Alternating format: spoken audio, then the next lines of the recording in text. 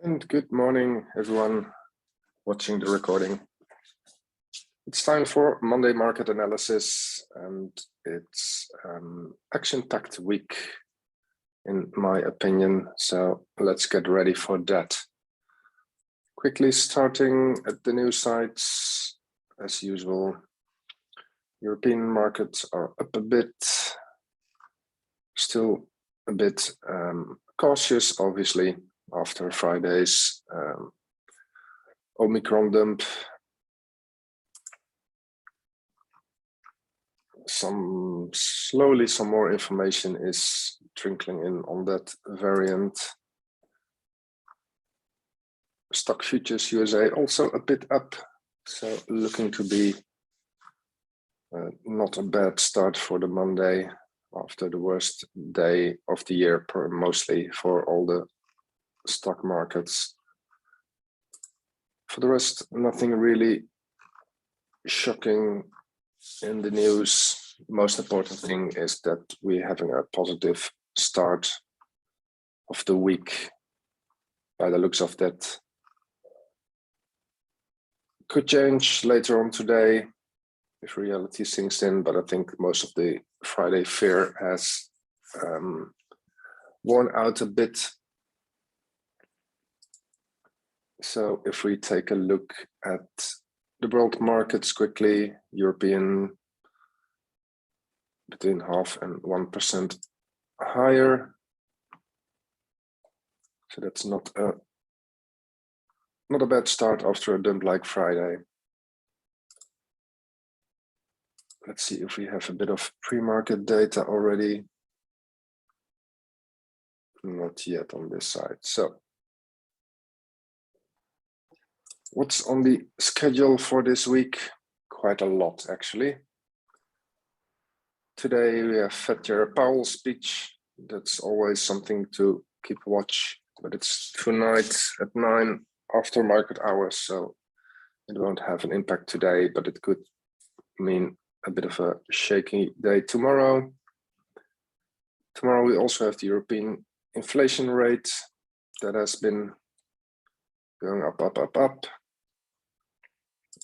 as expected. No surprise there. If you take a look at the money supply on monthly, let's do a weekly line chart.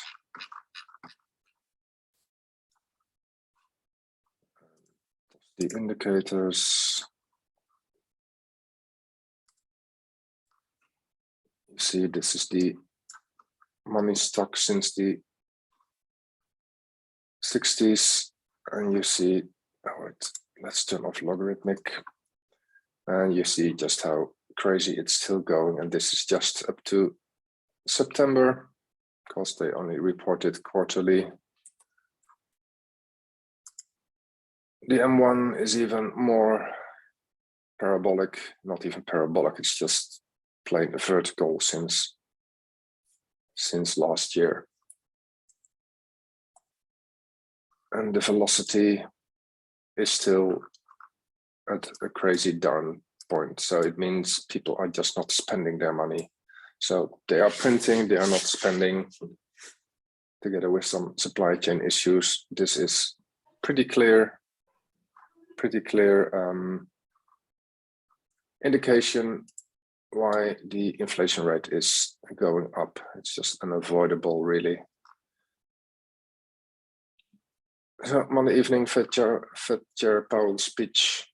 Then Tuesday, European inflation rates and the Fed Chair Powell testimony for the Congress. And it might not surprise me if he will start getting more critical questions from Congress there too. Then Wednesday, ADP employment change and manufacturing PMI. Also could be market movers if they go against the forecast mainly. Thursday, another market mover is in my opinion, the initial jobless claims, because it was dropping a bit, and now the expectation is that it will jump back up. The question is how high. And Friday, unemployment rate and non-farm payrolls. So every day has something that could move the markets. So it's really potentially a wilder week. Quickly scanning the on-chain metrics, hodl waves. We see that the younger coins, like from now to, it's pretty much the orange, light orange. Only coins that has been bought less than 6 months ago are being a bit sold at the moment.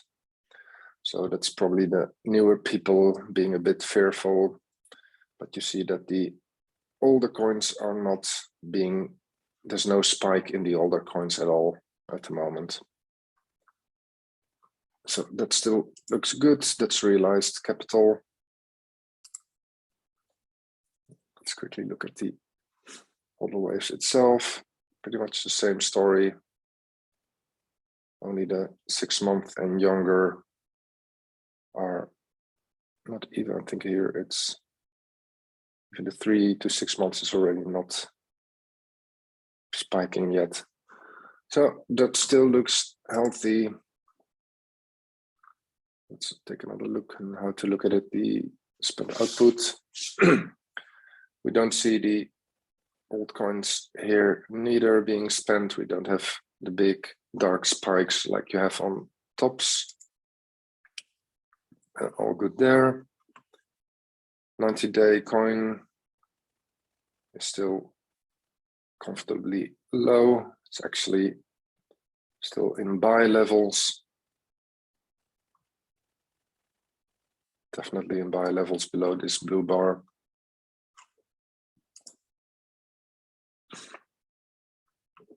Realized hodl ratio, how many coins are in profit? It's still a long way to go from the red reverse area. And I think they all pretty much show the same picture. This was a local dip. I don't have the last data for that one. It was a local pullback, but definitely nothing that might indicate a cycle top. No peaks here. Interesting, the exchange balance still dropping. Still a good sign. Well, also nicely in the middle. Also, the hash ribbon is not showing any capitulation on that side. So on-chain metrics still point to continuation of the bull market. Let's take a look at that on the charts. We're still following this pattern from the previous cycle, pretty much. Top one, first stagnation here and a bit of a pullback. I think that's pretty much done here. And then the next big run. So that looks good. We did dip down the support ribbon, but the ribbon has not flipped neutral or bearish yet. And it's seeming to be flattening out a bit, ready to curve up. And here also the 12 multiple and indicator form is also pretty low. So we had our buy signal here, and we are far from buy signals now there too. The logarithmic regression curves, keep in mind these are log charts, so the price difference is a bit skewed. Logarithmic regression trend, we're still in this middle neutral area, just below the middle of the price band. So we're a bit oversold and plenty of room to the upside. We're far from a cycle top. if you consider this has been working since pretty much the beginning of Bitcoin. So that looks good.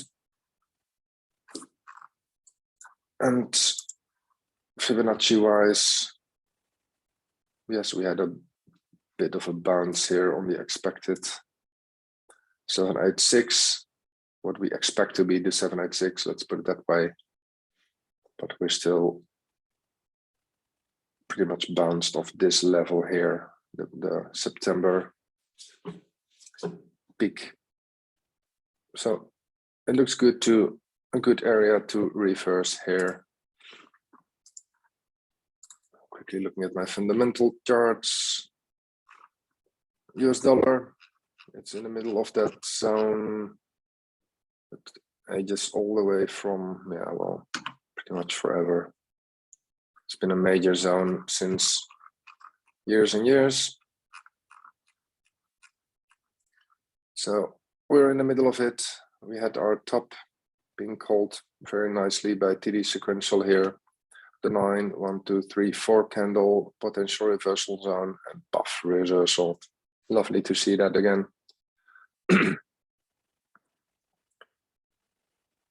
We're still in that downtrend count-wise. 1, 2, 3, 4 candles, as long as we don't close above 96.4. We are still in this downtrend on the TD sequential. We are getting a bit of a bounce here. And I think this week will be showing us if we manage to break up higher or if we continue to fall.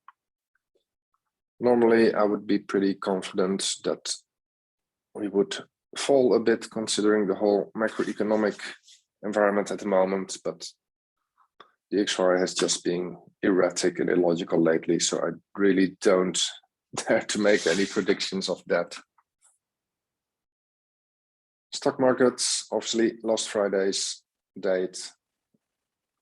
S&P to the 27 down, Dow Jones to the 53 down, Nasdaq 2.09 down, and Bitcoin almost 6% down. And I said it in the channel also, we are really lucky that this happened. This panic sell-off happened when we were already dipping, because in this period, most of the long positions have been shaken out already, the over-leveraged longs, and because there were much less long positions than you have at the top, we did not really get a liquidation avalanche, the snowball effect that liquidations of long positions have, that could easily have made this like a 20-30% dump if we were at peak, if you have a panic day like this. So for Bitcoin, it was great timing to get a panic day while we're already pretty much on bottom. And that prevented this dump to be, the 6% dump to be much, much worse. So we got lucky this time.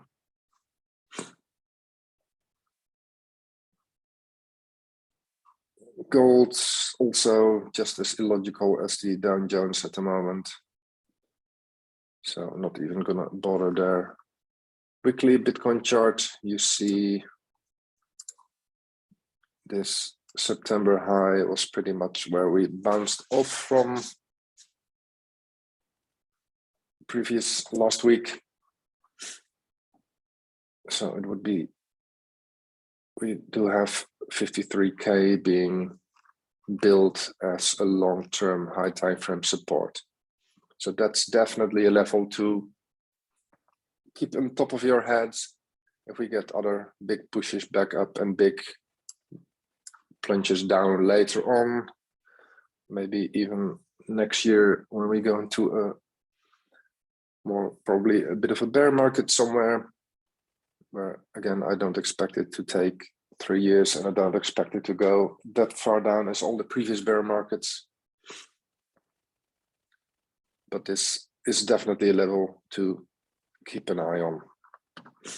Say we hit 100K, then a pullback to 53K in bearish conditions would be a very nice potential bounce zone here. So drill that in your mind, 53K. We could visit that next year somewhere. Has ribbon, we also saw on the chain sunglass now, it's pretty cool. And RSI is just below 60, the weekly RSI. So definitely no problems there.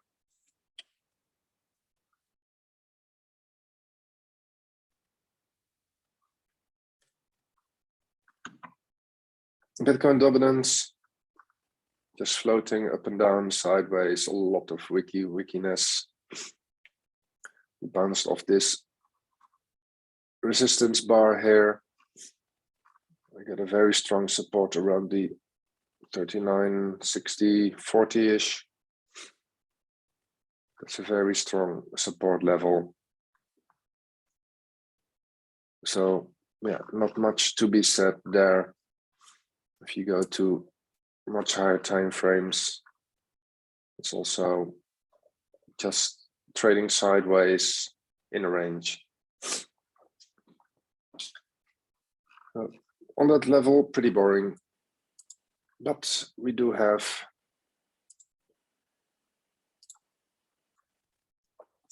the altcoins bouncing up very nicely at the moment. Some small losers, but only that, but that has been outperforming recently like crazy.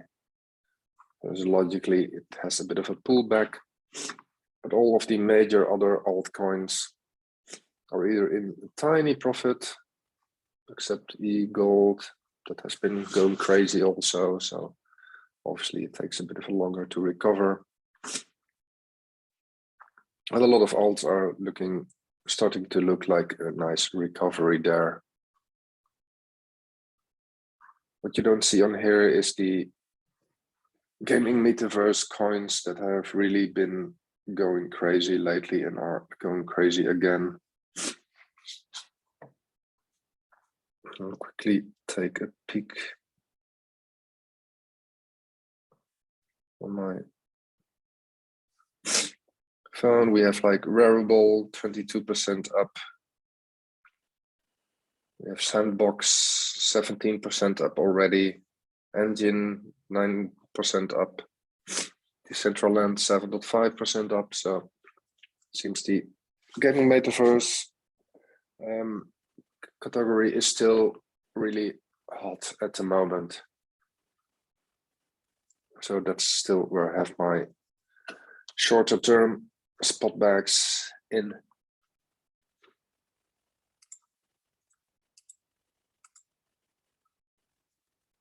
Dominance just floating up and down a bit, no really shocking things. The volatility is still low. We don't have a huge spikes in longs. They were building a bit and having a bit of a pullback now. Still quite a bit of shorts open, but nothing above the, if we go above this 5K, or like, sorry, K, 500 million, 5 to a billion shorts, then it's time to be a bit wary for continuation of the dump.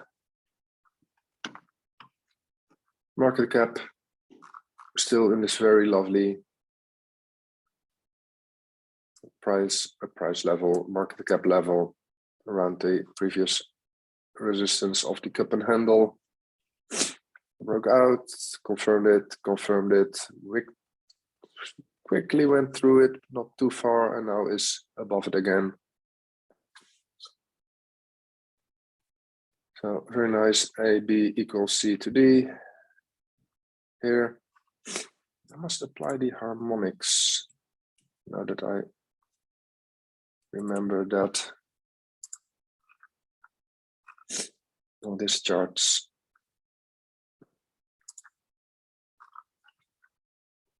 So we have a nice potential head and shoulder, but I don't really see that playing out at the moment. It's already bouncing from pretty much the neckline. It's already bouncing. So don't see that happening too often. So totals still looking good. And we're back at the DXY. Just another quick look at the shorter time frames. We did bounce on the bottom of this liquidity zone here. I think if you look a bit different time frame, you could argue that this was the liquidity zone. So currently there are some liquidity zones open still around 51K and lower, but these have aged so long that the possibility that they are hit is getting quite low. And if we look what happened here in the famous laser show, bounced from that around that support zone, that liquidity zone. We did hit the next battle zone here, the orange one that we exactly stopped at the bottom, and now bounced off this gun line here a bit. So keep in mind that on higher time frames we still are trending down because we're still making lower highs. So we really need to break into this zone here. We need to go above the 60K pretty much to go into an uptrend on the higher time frames. But this inverse Bart Simpson pattern is at least a good step into the right direction, and we are getting pushed up now again. So nothing wrong here, but we can only be excited again once we break above 60K, because that means that the downtrend is finally broken, the downtrend we have been in since beginning of November. But still, in the bigger picture, no structural damage. Just seems like a local pullback, getting ready for hopefully a nice Christmas present for all of us in our crypto wallet size. Price targets at the moment. Well, we do have this support, this gun line here and this support box. So downside targets pretty much be at bottom where we were the last few days. We have some upsloping gun support there. And if we break that, we still looking at that 50K, 51K area for the next support zone. To the upside, yeah, it's pretty much the targets that are already painted, that 59, 60, 61. There's a lot of resistance above, a lot of resistance levels above. So there's a lot of work to be done before we can say that we are ready for new all-time highs. But as we saw last year, December, let's refresh our minds a bit. You see that in the last few days, pretty much the last week of the year and the first week of the next year,